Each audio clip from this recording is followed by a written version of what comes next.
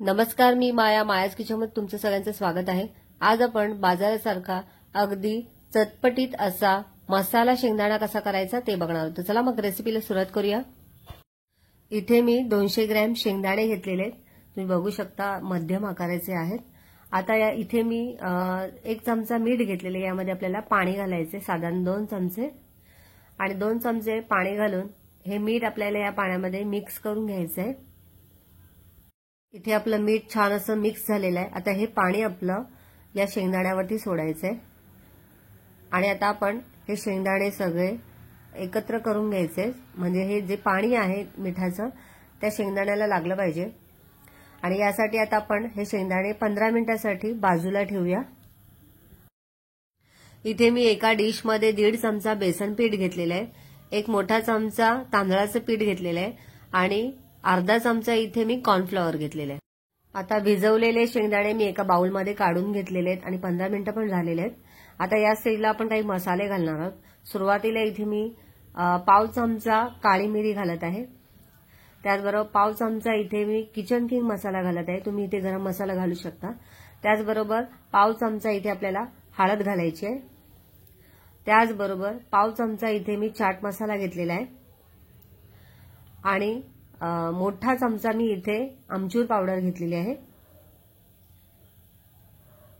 त्याचबरोबर आता इथे मी 1.5 चमचा लाल तिखट घेतलेले आहे, ही रंगाला पण आहे आणि चवीला सुद्धा आहे।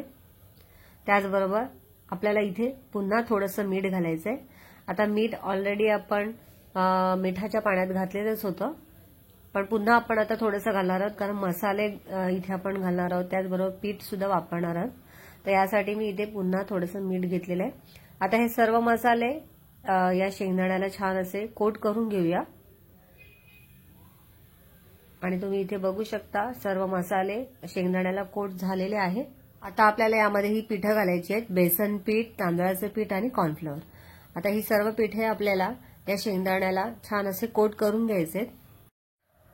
आता आपण हे पीठ छान असं मिक्स करून घेऊया।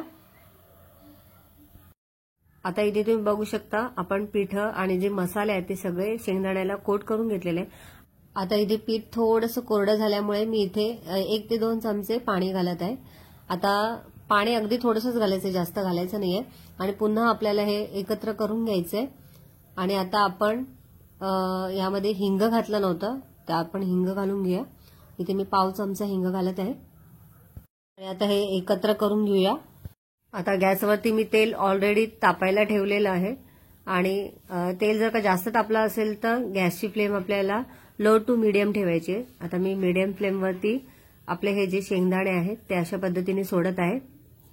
सुरुवातीला हाय ठेवायची आहे, नंतर मीडियम करायचे आणि आता आपण मीडियम फ्लेमवरती हे शेंगदाणे छान तळून घेऊया। तर इथे तुम्ही बघू शकता हळूहळू बुडबुडे सुद्धा कमी झालेले आहेत, म्हणजे आपले शेंगदाणे छान तळले गेलेले आहेत। आता आपण हे शेंगदाणे एका डिश मध्ये काढून घेऊया आणि चांगले कुरकुरीत झालेले आहेत। तर आता हे सर्व शेंगदाणे मी आता एका डिश मध्ये काढून घेते। तर इथे तुम्ही बघू शकता खमंग, कुरकुरीत आणि चटपटीत असे आपले मसाला शेंगदाणा रेसिपी तयार आहे। तर तुम्ही सुद्धा ही रेसिपी एकदा नक्की करून बघा आणि रेसिपी आवडली असेल तर कमेंटद्वारे नक्की सांगा। लाईक करा, शेअर करा आणि बेल आयकॉनला क्लिक करा, जेणेकरून माझे नवनवीन रेसिपीचे नोटिफिकेशन तुमच्यापर्यंत पोहोचतील। रेसिपीविषयी तुम्हाला काही प्रश्न असतील तर डिस्क्रिप्शनमध्ये टेलिग्रामची लिंक दिली आहे, जॉईन करा।